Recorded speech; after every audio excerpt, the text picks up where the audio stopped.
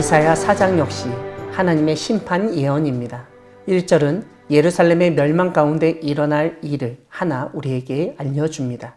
다름 아니라 7명의 여자가 한 남자를 붙잡고 그 남자의 아내가 되게 해달라고 간청한다는 것입니다. 이것은 그만큼 예루살렘에 이스라엘에 살아남은 남자가 없다는 것을 상징적으로 보여주는 말이기도 합니다. 오늘날에도 성비가 맞지 않아서 문제가 되는 경우가 있는데 전쟁의 상황에서 남성들의 죽음은 대를 이을 사람이 없다는 것을 의미하고 또한 남성의 보호를 받아야 하는 여성들이 보호받지 못하는 현실을 보여준다고 할 수 있습니다. 이런 상황에서 본문은 7명의 여성들이 그 한 남자에게 우리가 우리 떡을 먹으며 우리 옷을 입을 것이니 당신의 이름으로 우리를 부르게 하여 수치를 면하게 하라고 말할 것이라고 알려줍니다. 고대 근동, 중동에서는 남성이 결혼할 때 여성에게 주는 결혼 지참금이 있었습니다. 그런데 지금 여성들이 그런 결혼 지참금이 없어도 된다고 이야기하고 있습니다. 자신들의 떡으로 먹고 자신들의 옷으로 입을 수 있으니 그런 것은 걱정하지 말라는 것입니다. 그만큼 남성이 귀하고 결혼하기 어려운 상황이었다는 것을 반증합니다. 여성들은 어떻게 해서라도 결혼을 하고 아이를 낳아서 수치를 면하고자 하는 사회의 분위기가 조성되는 것을 알 수 있습니다. 2절 첫 구절에서 언급된 그날은 우리가 2장부터 살펴보았던 하나님이 심판하시는 날과 동일한 날입니다. 하지만 이 날은 다른 한편으로 하나님이 구원하시는 날이기도 합니다.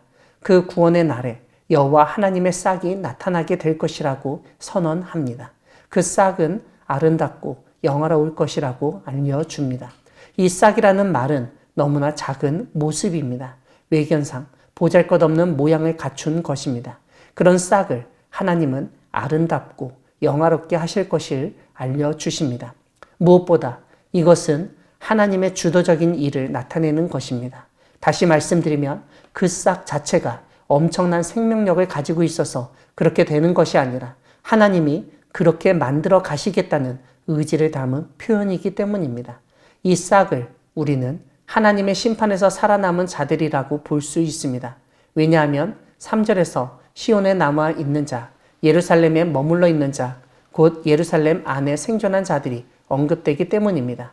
이렇게 변화되고 회복된 땅에 남아있는 자, 생존한 자 중 기록된 모든 자는 거룩하다 칭함을 얻을 것이라고 알려줍니다. 이것은 하나님의 생명책에 기록된 사람들을 말하는 것으로 하나님이 심판의 멸망 가운데서 살려두신 구원을 얻는 사람들이 정해져 있다는 것을 상징적으로 알려주는 표현입니다. 그런데 이렇게 구원을 얻은 사람이 모두 거룩한 사람일 수 있지만 오늘 본문에서는 한 가지 전제를 우리에게 알려줍니다. 기록된 사람이어야 한다는 것입니다. 기록된 사람이라는 말은 이미 정해진 사람, 하나님이 구별해 놓으신 사람이라는 뜻이 강합니다. 오늘 본문 4절을 보면 거룩하다 칭함을 받는 사람은 이전에 하나님 앞에서 죄악을 행하고 창기가 되고 교만하였던 사람과 다른 사람입니다. 하나님은 그들을 통해서 하나님이 거룩하시다는 것을 보여주시고 하나님이 이 땅에 하시고자 하시는 일을 이루시길 원하시는 것입니다. 이런 점에서 거룩하다 칭함을 받는 사람이 기록된 사람이라는 것은 하나님에게 특별히 선택받은 사람, 하나님이 일을 맡기려 뽑아놓은 사람이라는 뜻이 강합니다. 사랑하는 광야교회 성도 여러분, 하나님은 구원 얻는 사람, 멸망으로부터 생존한 사람을 거룩하다 칭하시며 다시 한번 하나님이 거하시는 시온에서 하나님을 섬기며 살아가도록 인도하시는 분이십니다. 그들이 구원 얻은 것은 하나님을 잘 믿어서가 아니라 하나님이 그들을 구원하시고 거룩하다 칭하셨기 때문입니다. 그래서 그들은 다시 한번 하나님의 장막에서 하나님을 섬기는 삶을 살아야 하는 것입니다. 우리의 힘으로 살아가는 것이 아니라 하나님의 은혜로 살아가고 구원 얻고 거룩함을 얻는 것을 고백하며 하나님의 임재 가운데 하나님만을 믿고 의지하며 맡겨주신 일을 잘 감당하는 우리 모두가 되기를 소망합니다. 아멘.